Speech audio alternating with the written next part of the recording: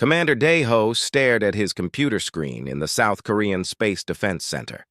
The numbers did not make sense. 3 large objects were moving toward Earth from the outer edge of the solar system. They were too big to be asteroids and moving too fast to be natural. "Sir, you need to see this," said Lieutenant Yu-jin, pointing at her screen. "The objects are slowing down as they get closer to Earth. Asteroids don't do that." Daeho felt his stomach drop.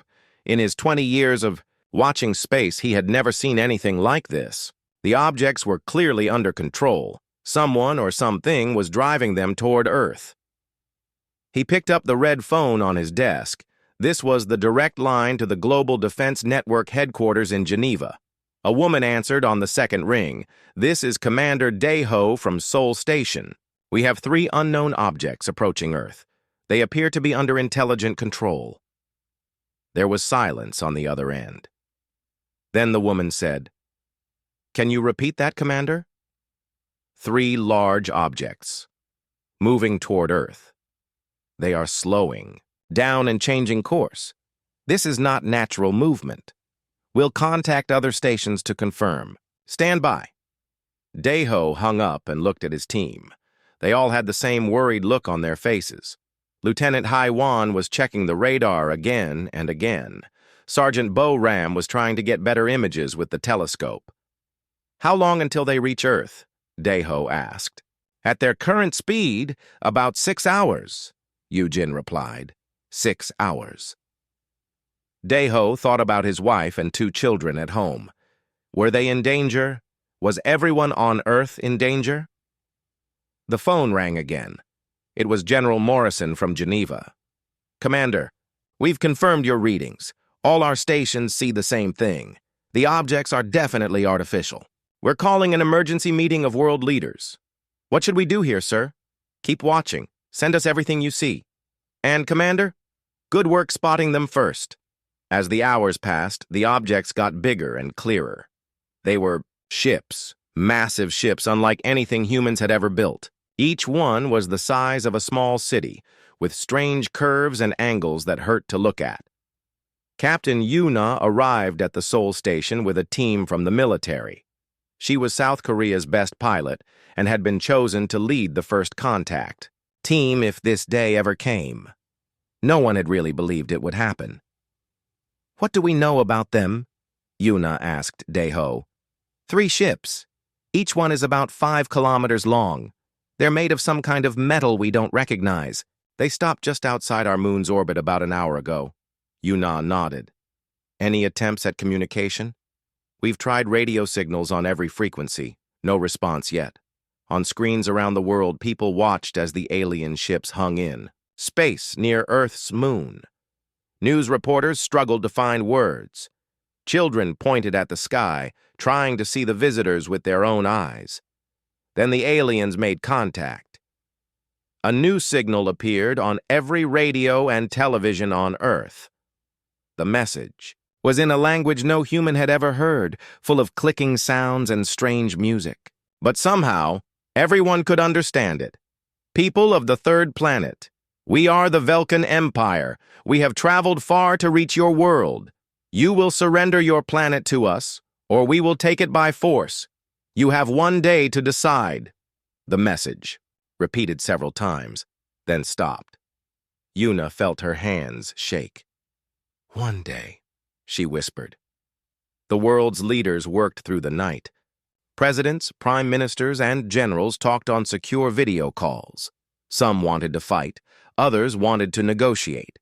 A few suggested running away, though there was nowhere to go. Dr. Minho, a scientist studying space rocks, was called to help analyze the alien ships. He had never seen technology like this. The ships seemed to bend light around them, making them hard to look at directly. "How advanced are they?" asked General Kim, the head of South Korea's military. "Very advanced," Minho replied. "Their ships use some kind of energy we don't understand. If they wanted to destroy us, they probably could have done it already. Then why give us a choice? Maybe they want our planet in one piece. Or maybe they want us alive for some reason." The next morning, Earth's answer was ready. Yuna and her team were chosen to deliver it. They would use the International Space Station to broadcast their response. "People of the Velkan Empire," Yuna said into the camera, "we are humans from the planet Earth. We welcome peaceful contact with other intelligent life. But we cannot surrender our world. Earth is our home. We are willing to talk and find a way for both our peoples to benefit." The aliens' response came quickly. This time, the message appeared only on military communications. "Your answer is not acceptable. We will demonstrate our power. Then you will surrender." An hour later, the first attack came. Beams of red light shot down from the alien ships. They hit military bases in 12 different countries. The beams were very precise, destroying only weapons and vehicles. No people were killed, but the message was clear. The aliens could destroy anything they wanted. Daeho watched his screen. As one of the beams hit a naval base in Busan, the entire facility simply disappeared, leaving only a perfectly round hole in the ground. "They're not trying to hurt people," Yujin observed. "They just want to show us they can." "It's working," Daeho replied grimly. The second demonstration was even more impressive. The aliens somehow shut down all nuclear weapons on Earth at the same time. Missiles in silos, submarines, and bombers all became useless pieces of metal. The most powerful weapons humanity had ever created were turned off like light switches. World leaders realized they were facing an enemy they could not fight with normal weapons, but surrender was not an option either. "We need more time," Yuna told her team. "Time to think. Time to plan." She broadcast another message to the aliens. "We need 3 days to organize our surrender. Our world has many different governments. It takes time to get everyone to agree." The alien response was cold. "You have 2 days. No more delays." As night fell over Seoul, Daeho stood outside the Space Center and looked up at the stars. Somewhere up there, alien ships waited to invade his world. He thought about his children sleeping safely in their beds, not knowing that their lives might change forever in 2 days. But as he watched the sky, something strange happened. For just a moment, he felt like he had seen those ships before. Not the alien ones, but other ships. Human ships. The feeling was so strong it made him dizzy. He shook his head and went back inside. There was work to do. Earth had 2 days to find a miracle, or humanity would lose its freedom forever. What Daeho didn't know was that deep under the ground beneath his feet, something was beginning to wake up. Something that had been sleeping for a very long time. Something that remembered when humans traveled between the stars.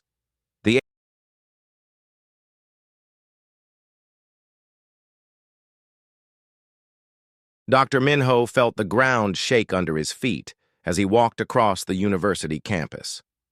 The earthquake was small, but it was the 5th one that day.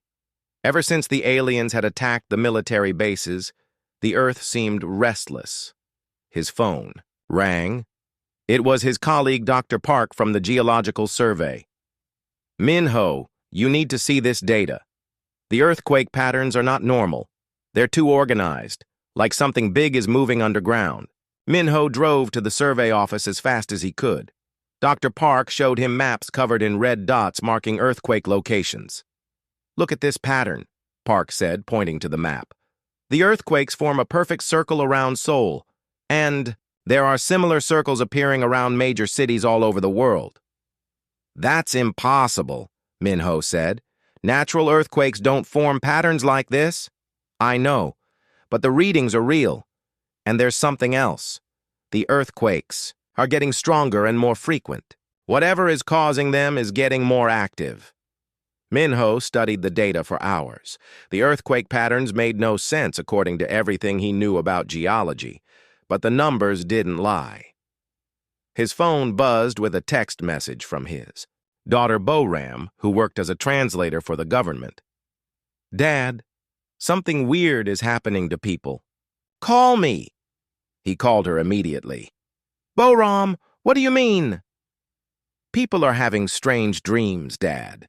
Dreams about flying in space and living on other planets. And some people are starting to remember things they never learned. A mechanic in Busan suddenly knows how to build engines that shouldn't exist. A farmer in Jeju is drawing pictures of machines no one has ever seen. That doesn't sound possible. I know, but I'm seeing it happen. The government is keeping it quiet, but hundreds of people are reporting the same thing. And Dad, I'm having the dreams too. Minho felt a chill run down his spine. First the strange earthquakes, now people having impossible memories. What was happening to Earth? That night, Boram came to visit her father. She looked tired, but excited. Tell me about these dreams, Minho said. They feel so real, Dad. I see huge cities floating in space, ships bigger than mountains traveling between stars. And the people in the dreams, they look like us, but they have knowledge we've lost. She showed him a notebook filled with drawings. The pictures showed machines with beautiful, flowing designs, unlike anything Minho had ever seen. I drew these after I woke up this morning. I don't know how I knew what to draw, but my hand just moved by itself. Minho examined the drawings. They were incredibly detailed, showing engines and power sources that seemed to work on principles he didn't understand. Boram, I think these dreams might be connected to the earthquakes. Something is waking up underground, and something is waking up in people's minds. The next day brought news that changed everything. A team of cave explorers in the Himalayas had discovered something impossible. A huge opening had appeared in a mountainside after a recent earthquake. When they went inside, they found artificial corridors that stretched deep into the earth. HFY, a former military engineer who now studied ancient structures, was part of the team sent to investigate. She had experience with underground construction and was one of the few people qualified for such a dangerous mission. The corridors were unlike anything humans had ever built. The walls were smooth and seemed to glow with their own light. Strange symbols covered every surface, symbols that looked almost familiar but couldn't be read. "How old do you think this is?" asked Dr. Richards, the archaeologist leading the expedition. "I don't know," HFY replied. "The construction techniques are more advanced than anything we have today, but the symbols, I feel like I've seen them before." As they went deeper into the underground complex, they found larger chambers filled with strange machines. The machines were silent and dark, but they looked like they were only sleeping, not broken. HFY touched one of the symbols on a wall, and suddenly the chamber filled with soft blue light. The machines began to hum quietly. "What did you do?" Dr. Richards asked, his voice shaking. "I don't know. I just felt like I should touch it." The other team members backed away, but HFY felt drawn to the machines. She walked to the largest one in the center of the chamber. When she put her hands on its surface, images flashed through her mind. She saw the Earth as it was millions of years ago, with huge cities that reached into the sky. She saw humans in strange clothes working with technology that made current. Science looked primitive, and she saw these same humans building the underground chambers, preparing for some great danger. "We need to go deeper," HFY said. "There's more down there, much more." Meanwhile, around the world, more people were experiencing the awakening. In Tokyo, a young woman named Yuki found herself understanding languages she had never heard. In London, a man called James began building devices that shouldn't work, but somehow did. The governments tried to keep these events secret, but word was spreading. Social media filled with stories of ordinary people suddenly possessing extraordinary knowledge. Dr. Tae Young, a linguistics professor in Seoul, was called to help study the symbols found in the underground chambers. When he saw the photographs, he felt a strange recognition. "These symbols," he told the government officials, "they're not completely unknown. I've seen similar markings in very old artifacts from different cultures around the world, but they were always dismissed as decorative patterns." "What do you think they mean?" asked General Kim. "I think they're instructions. Or maybe Memories. Back. In the Himalayas, Haywan's team had found something even more amazing. Deep under the mountain, they discovered a vast hall filled with sleeping machines. Some were small, like cars. Others were huge, like buildings. When Haywan entered the hall, all the machines began to wake up. Lights flickered on and gentle. Humming filled the air. She felt a strange connection to everything around her, as if the machines recognized her. "This technology," she radioed to the surface. "It's human. I don't know how, but these machines were built by humans. Humans from a very long time ago." The news reached Seoul just as the Velkin ships began moving again. The aliens had given Earth 2 days to surrender, and the deadline was approaching.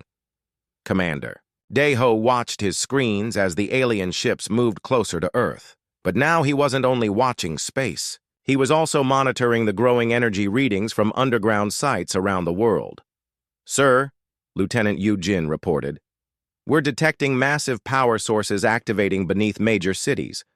The energy signatures are unlike anything in our databases." "How massive?"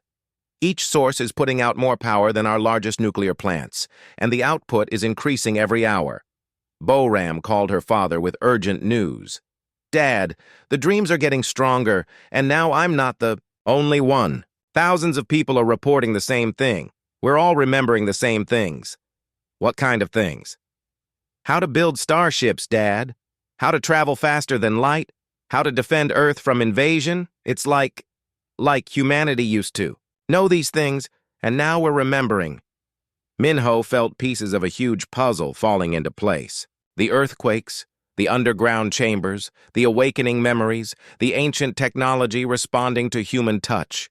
It all pointed to one impossible conclusion. "Boram," he said quietly, "I think the aliens made a mistake. They thought they found a primitive world. But what if Earth isn't our first home? What if we've been to the stars before?" As night fell on the second day, people around the world felt something changing inside them. The memories that had started as dreams were becoming clearer and stronger. Knowledge that had been hidden for millions of years was returning to the human mind. In underground chambers on every continent, ancient machines continued to wake up. They had been waiting patiently for their creators to return, to remember who they really were. The Velkin Empire had demanded Earth's surrender, but they didn't know they had awakened something far older and more powerful than they could imagine. Humanity was remembering its true heritage, and the sleeping giants beneath the Earth were stirring. Tomorrow, the aliens would learn that they had not discovered a weak, primitive world. They had found the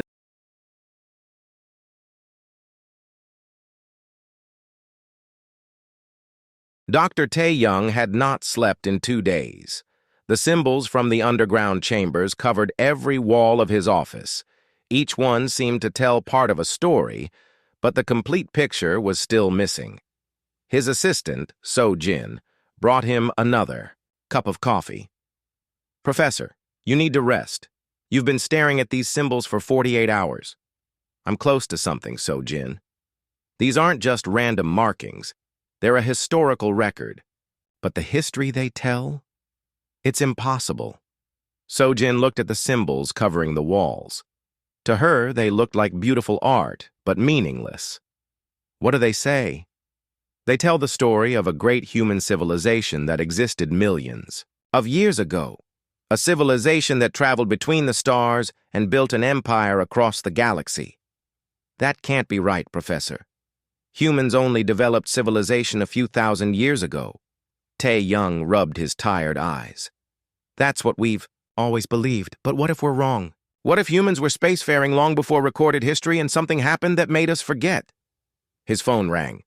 It was Haiwan, calling from the underground site in the Himalayas.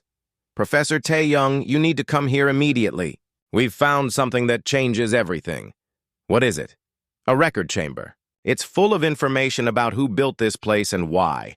But, Professor, you're not going to believe this." Tae-young was on a plane to Nepal within hours. When he arrived at the underground site, Haywan led him through corridors that hummed, with quiet energy. The ancient machines had fully awakened now, filling the complex with gentle light.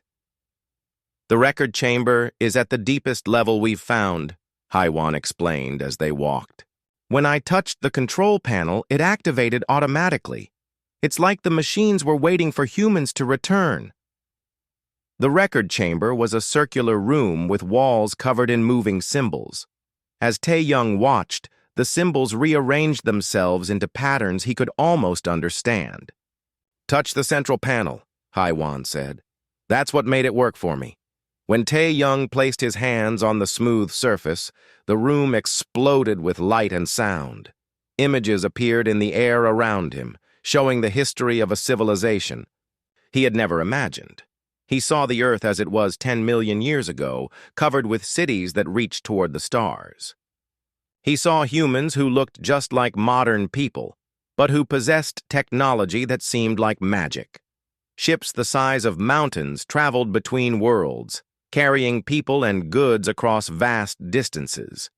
The images showed a golden age when humans ruled a peaceful empire of 1,000 worlds. They were explorers, builders, and teachers who helped other species develop their own civilizations. But then came the disaster. Tae-young watched in horror as a dark force swept across the galaxy. It wasn't an enemy that could be fought with weapons.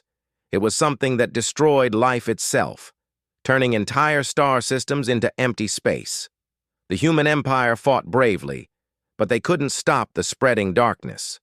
As it became clear that their civilization would fall, the humans made a desperate plan. They would hide their people on special worlds throughout the galaxy. These sanctuary worlds would be protected by advanced technology that could sleep for millions of years. When the danger passed, the technology would awaken and help humanity rebuild their empire. Earth was one of these sanctuary worlds. "My God," Tae-young whispered as the images continued. He saw the construction of the underground chambers, the installation of the sleeping machines, and the final preparations. The humans who stayed on Earth had their memories altered so they could survive the coming dark age as a simple, primitive people. The advanced knowledge was locked away in their genes, waiting for the day when it would be needed again. That day had come when the Velkin ships arrived. As the record chamber fell silent, Tae-young understood the truth.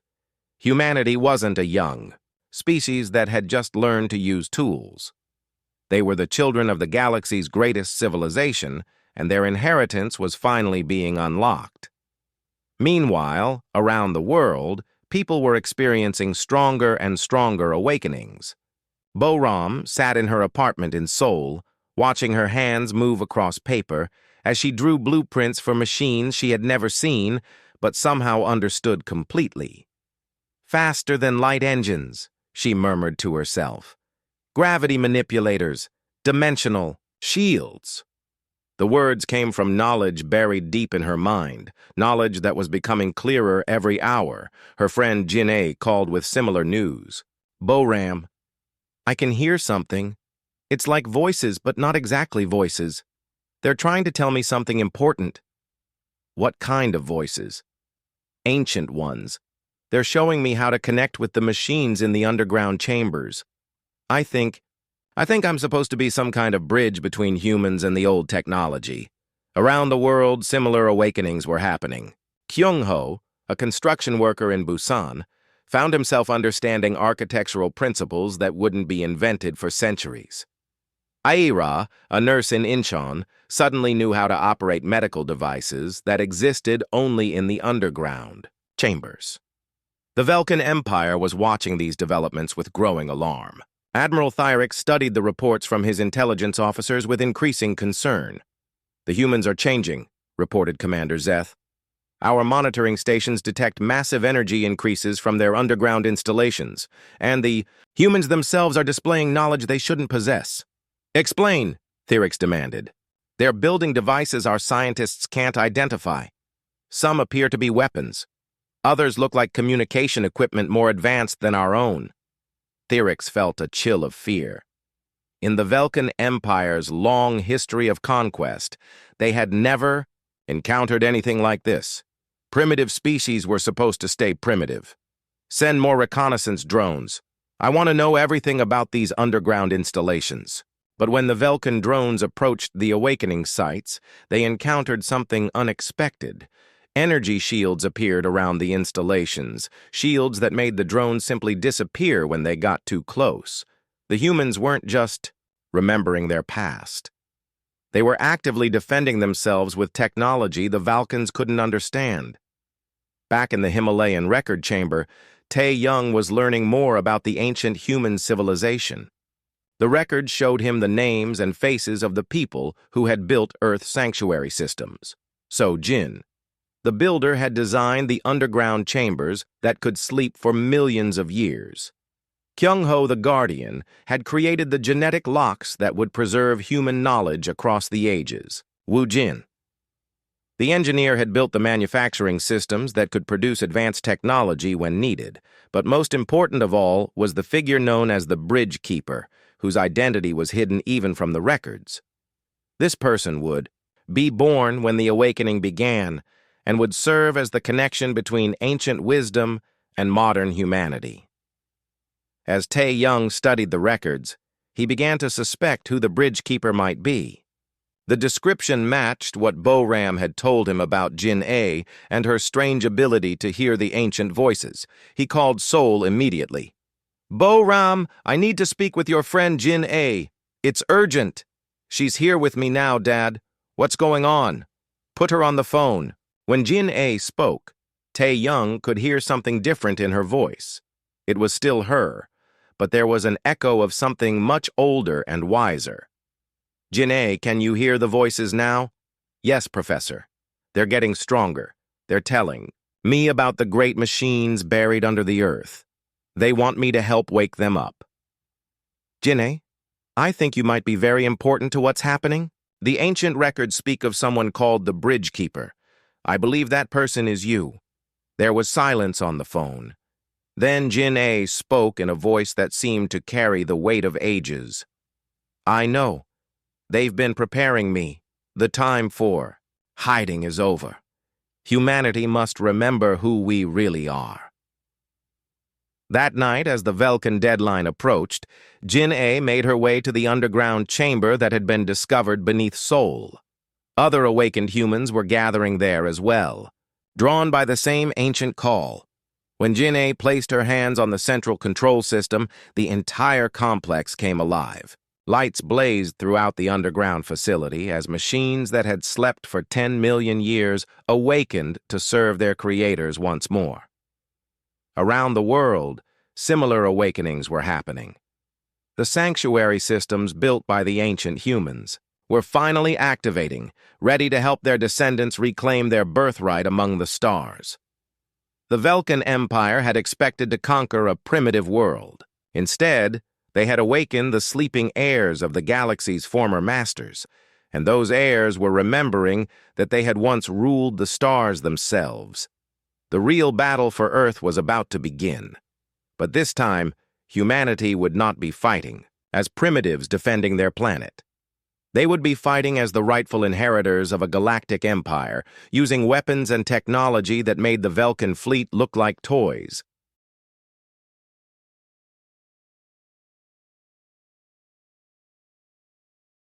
Woo Jin had been a simple electronics repair technician 3 days ago. Now he stood in front of a manufacturing system that could build technology beyond human imagination. The awakening had unlocked memories and knowledge he never knew he possessed.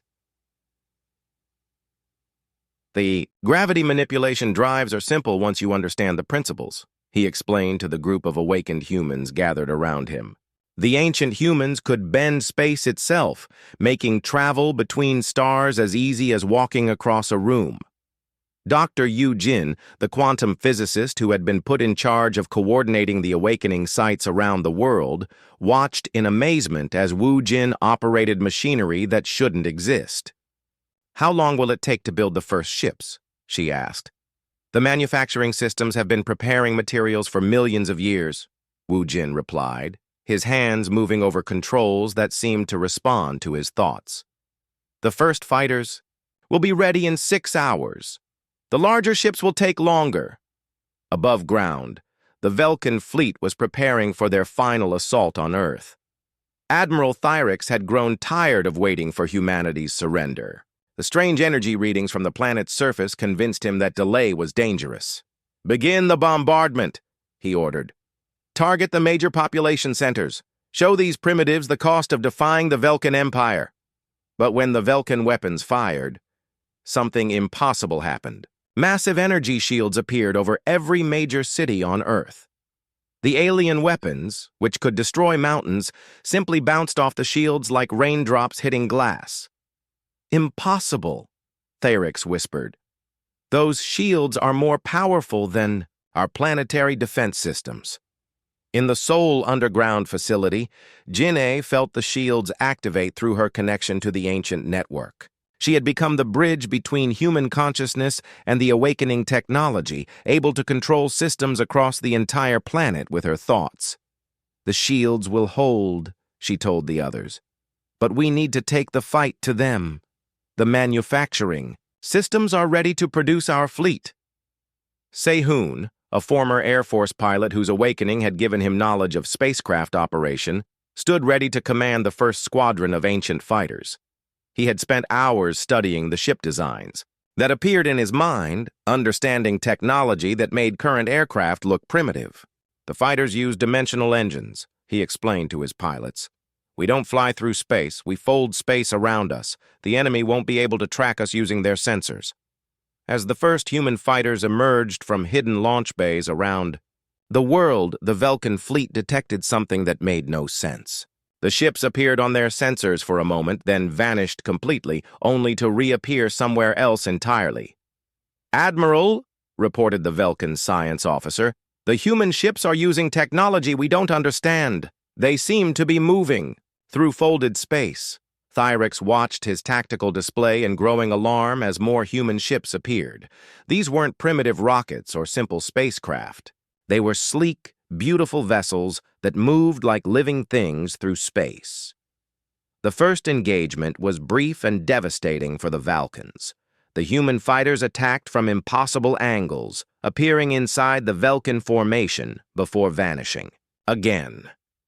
Their weapons cut through Velkin armor like paper, while the Velkin return fire passed harmlessly through space where the human ships had been moments before. "Retreat to defensive formation," Thyrix ordered, but it was too late. Half his escort ships were already destroyed or disabled. On Earth, more ancient technology was coming online. Dongwu, an engineer whose awakening had unlocked knowledge of megascale construction, stood in the deepest level of the underground facility near Mount Fuji. Before him lay something that took his breath away. "Shipyards," he said in wonder. "Automated shipyards that can build vessels the size of cities." The shipyards had been dormant for 10 million years, waiting for the proper genetic codes to activate them. As Dongwu's enhanced DNA interfaced with the control systems, massive machinery began to move. "How many ships can these facilities produce?" asked General Morrison, who had flown in from Geneva to witness the awakening. "The records show production capacity for 1,000 capital ships," Dongwu replied. "Each one capable of destroying entire fleets. But General, there are shipyards like this on every continent. We're not just building a defense force. We're building an armada." Meanwhile, Hyun-woo was making an equally important discovery. His awakening had given him an understanding of quantum communication systems that operated faster than light. Using the ancient network, he had tapped into Velkin military communications. "I can hear everything they're saying," he reported to Yu Jin. "Their fleet commanders, their tactical plans, even their communications with the Velkin homeworld. They have no idea we can listen to them." The intelligence gathered from the Velkin communications revealed the true scope of the threat. The Velkin Empire controlled hundreds of worlds and had fleets scattered across dozens of star systems. Earth was facing not just 3 ships, but an empire that spanned half the galaxy. But the human awakening was revealing capabilities that went far beyond simple self-defense. In underground chambers around the world, ancient humans had left behind an arsenal that could challenge any galactic power. Nay, Young, whose awakening had unlocked diplomatic and strategic knowledge, studied the galactic maps that appeared in the ancient databases. She saw something that filled her with hope and determination. The Velkan Empire isn't the only power in the galaxy, she told the others. There are dozens of species that have been conquered by the Valkans, species that would fight for their freedom if they had help. Are you suggesting we liberate the galaxy? Eugen asked. I'm suggesting we fulfill our destiny. The ancient humans didn't just rule through military might. They created a federation of free worlds, protecting species that couldn't protect themselves. Maybe it's time for their descendants to do the same. As news of the awakening spread through hidden communication networks, other sanctuary worlds began to respond. Humans who had been scattered across the galaxy for millions of years were remembering their heritage. On distant planets, underground facilities similar to Earth's were coming online.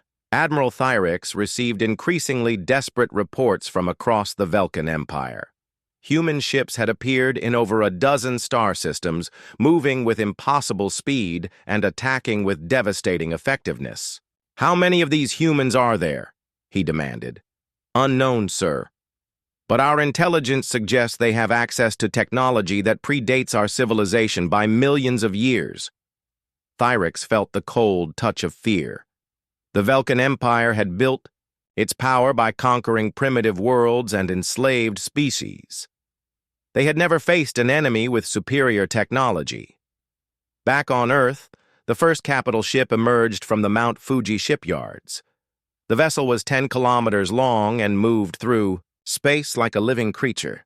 Captain Jun-Ho, whose awakening had given him knowledge of ship command that spanned millennia, took his position on the bridge. All systems online, reported his enhanced crew. Like him, they had been ordinary humans days before. Now they operated. Technology that made the most advanced Velkan ships look primitive. Take us to the enemy fleet, Jun-Ho ordered. The human capital ship appeared on Velkan sensors like a mountain materializing in space. But when the Valkans tried to target it, their weapons couldn't lock on. The ship seemed to exist in multiple dimensions simultaneously, making it impossible to hit. Admiral, the Velkan tactical officer reported in a shaking voice, the human ship is charging weapons we can't identify. Energy readings are off our scales. All ships, open fire, Thyrix commanded. The combined firepower of the remaining Velkan fleet struck the human ship and did nothing. The exotic armor absorbed the energy and converted it into power for the ship's own systems. Then the human ship fired back. The weapon wasn't a beam or a projectile. It was something that reached through space and touched the Velkan ships directly, turning their own atomic structure against them. One by one, the Velkan vessels simply came apart, their hulls dissolving into component atoms. In minutes, the mighty Velkan invasion fleet was reduced to expanding clouds of metallic vapor. Admiral Thyrix found himself alone in space, his flagship, powerless and drifting. The human capital ship moved alongside, dwarfing the Velkan vessel. Velkan ship, came a transmission in perfect Velkan language. This is Captain Jun-Ho of the Terran Federation. Your invasion of Earth has failed.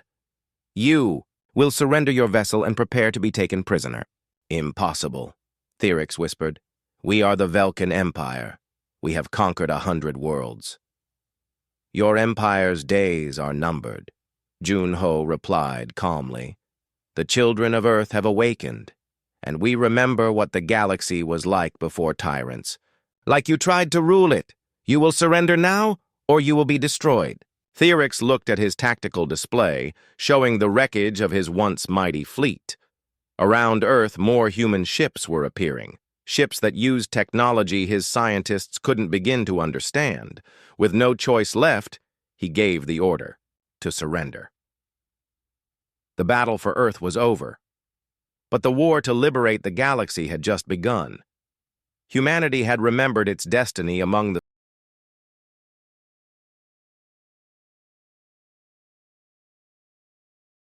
Captain Junho stood on the bridge of the massive human dreadnought as it moved through dimensional space toward the Velkin homeworld.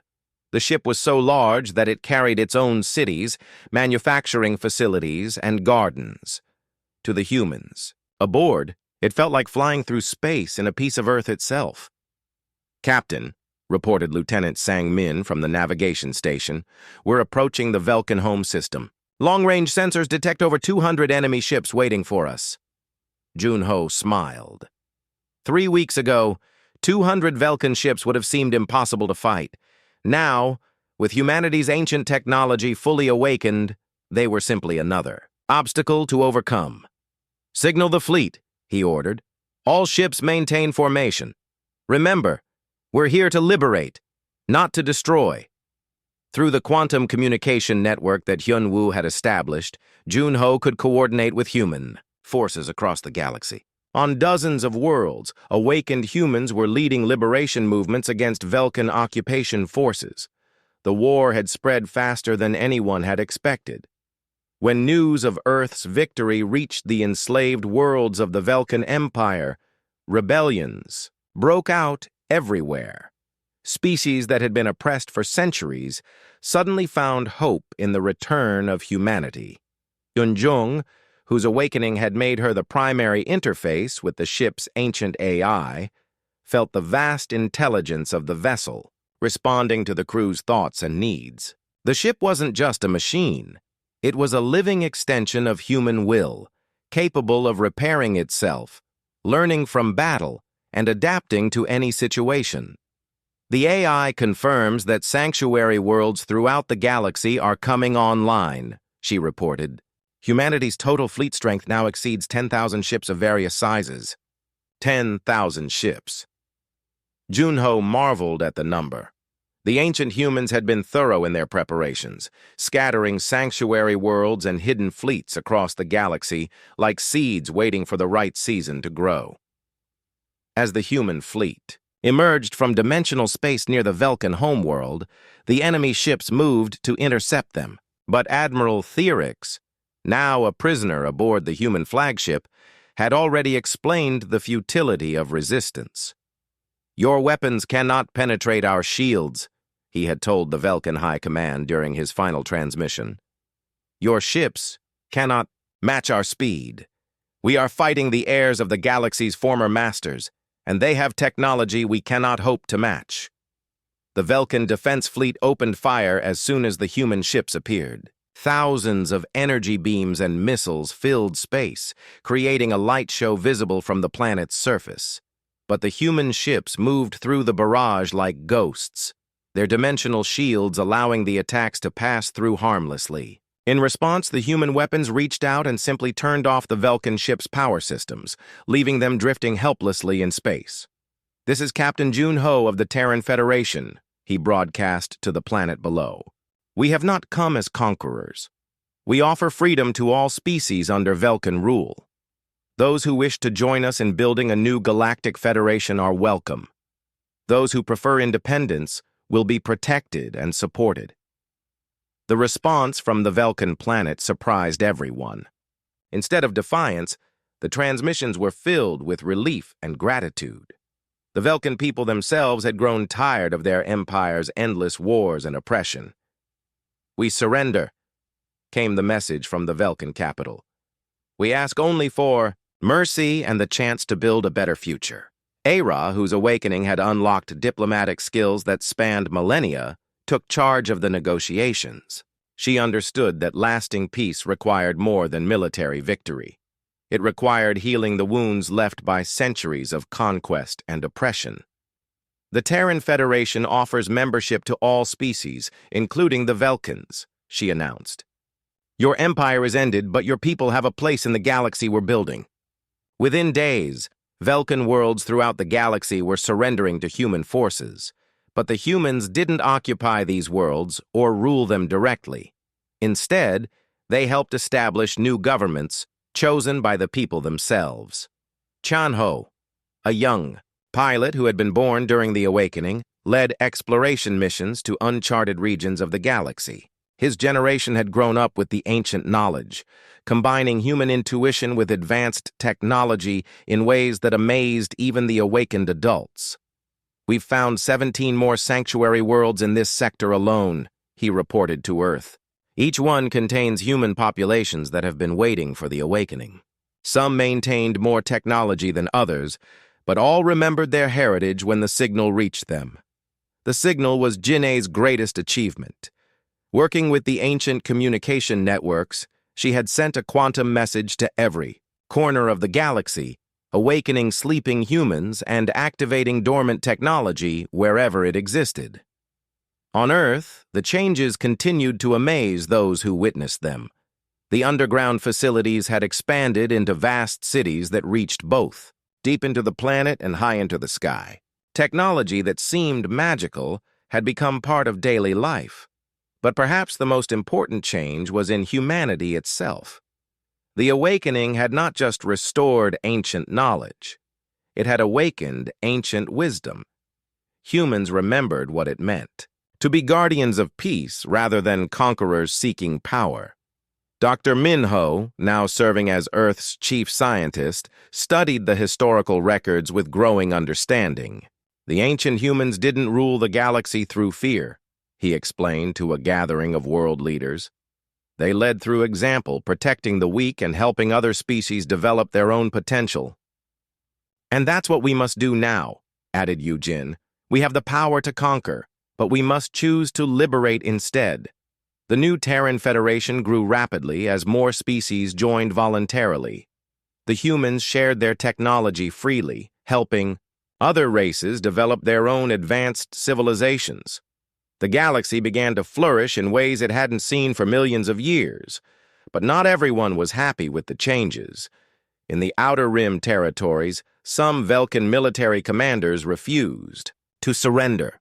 They formed rogue fleets and continued raiding defenseless worlds. Ne Young, now serving as the Federation's strategic coordinator, tracked these rogue elements carefully. "They're desperate," she told the Federation Council. "They know their old way of life is ending, and they're trying to hold on to power through fear." The response was swift and decisive. Human fleets appeared at every rogue base simultaneously, offering the rebels a choice: surrender and receive amnesty, or face the full power of Federation justice. Most chose surrender. The few who continued fighting discovered that humanity's mercy had limits. Their fleets were disabled and their leaders captured, ending the last organized resistance to the new galactic order. As the first year of the new Federation came to an end, humanity looked back on what they had accomplished. The galaxy was more peaceful than it had been in centuries. Trade and communication flowed freely between worlds. Scientific knowledge advanced rapidly as different species shared their discoveries. But perhaps most importantly, humanity had found its place in the universe once again. They were no longer a primitive species struggling to understand their world. They were the children of the stars, returned to claim their birthright as guardians of galactic civilization. Commander Dai Ho, the man who had first detected the Velkan ships, now served as Earth's liaison to the Federation fleet. He often stood in his office and looked up at the sky, remembering the fear he had felt when those alien ships first appeared. "My children asked me why the aliens chose to attack Earth," he told his wife one evening. "I told them it was because Earth looked weak and defenseless, but I think the real reason was different." "What do you mean?" "I think the universe was ready for humanity to return. The galaxy needed guardians again, protectors who would stand up for what's right. The Velkan attack was just the trigger that woke us up." His wife smiled. "So the aliens accidentally saved the galaxy by trying to conquer it?" "Something like that. They thought they were finding a primitive world to exploit. Instead, they found the heirs of the galaxy's greatest civilization, and those heirs remembered that their true purpose isn't to rule others, but to protect them." As the years passed, the Terran Federation continued to grow and prosper. New worlds were discovered and welcomed into the community of free species. Ancient human knowledge was combined with new discoveries, creating technologies that seemed miraculous even by the standards of the awakened humans. And in the deep space beyond the galaxy's rim, other ancient evils began to stir, drawn by the return of the humans who had once opposed them. But that would be a story for another day. For now, humanity had returned to its place among the stars. The children of Earth were home, and the galaxy was a brighter place because of their awakening. The long night of tyranny was ending, and a new dawn of freedom had begun.